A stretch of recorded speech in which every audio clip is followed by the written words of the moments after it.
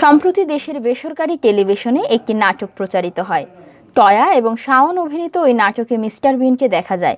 অবাক হয়েছিলেন দর্শকেরা। প্রশ্ন তৈরি হয়েছিল, মিস্টার বিন কেন দেশীয় নাটকে? ভালো করে খেয়াল করার পর বোঝা যায়, মিস্টার বিন চরিত্রে অভিনয় করেছেন যিনি, তিনি বাংলাদেশি এক তরুণ, হুবহু মিস্টার বিন। তরুণের নাম রাশেদ শিকদার। পাবনা এডওয়ার্ড কলেজে পড়ুয়া রাশেদ শিকদার পেশায় ম্যাজিশিয়ান। 2014 সালে এসএসসি পাশ করে ঢাকায় চলে আসেন। এখানে সেখানে ম্যাজিক দেখাতেন। 2017 সালে ম্যাজিক দেখানোর সুযোগ ঘটে দেশের রাষ্ট্রীয় টেলিভিশন চ্যানেল বিটিভিতে। এভাবেই চলছিল রাশেদের জীবন। চেহারায় মিস্টার বিনের ছাপ থাকায় বিভিন্ন জায়গায় কথা শুনতে হতো। সেসব কথাকে বরাবরই নেতিবাচকভাবেই নিতেন। কিন্তু এক সহকর্মী এম রহমান যখন বলে বসেন, রাশেদ, তোমার চেহারা অবিকল মিস্টার বিনের মতো, তুমি এটাকে কাজে লাগাতে পারো, তখনই চিন্তার সুতা ছিঁড়ে রাশেদের। করোনাকালে যখন দেশের শিল্প সাহিত্য সাংস্কৃতিক অঙ্গন বিপর্যস্ত, তখনই চিন্তা করতে থাকেন কি করা যায়। সোশ্যাল মিডিয়ায় হাজির হলেন মিস্টার বিন রূপে।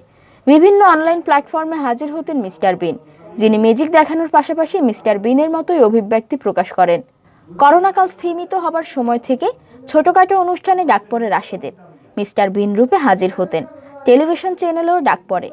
এরপর ম্যাগাজিন অনুষ্ঠান ও টেলিভিশন নাটকে।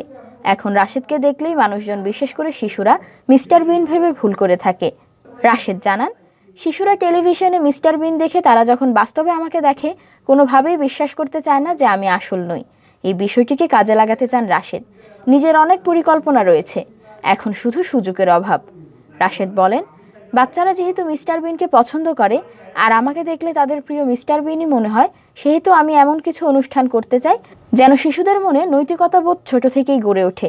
শিশুদের বিনোদনের সঙ্গে দিতে চাই নৈতিক শিক্ষা। জানি না আমার সেই ইচ্ছা পূরণ হবে কিনা। মিস্টার বিন হওয়ার পর থেকেই রাশেদ অনেক অম্ল মধুর অভিজ্ঞতার মুখোমুখি হচ্ছেন।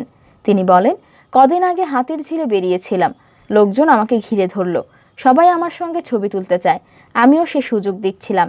এক সময় দেখা গেল ভিড় এতটাই হয়ে গেল যে ওই রাস্তায় জ্যাম লেগে গেল।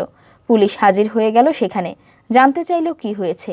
আমাকে দেখেই তারা বুঝে ফেলল যে ছবি তোলার জন্যই ভিড়। পরে তারা আমাকে ওখান থেকে উদ্ধার করলো। সুস্থ ধারার বিনোদন দেয়াই এখন রাশেদের মুখ্য উদ্দেশ্য।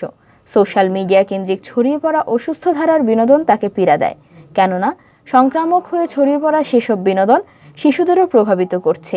আর একটু অবদমিত ইচ্ছার কথা জানালেন রাশেদ, তা হলো প্রকৃত মিস্টার বিন অর্থাৎ রোওয়ান অ্যাটকিনসনের সঙ্গে দেখা করা।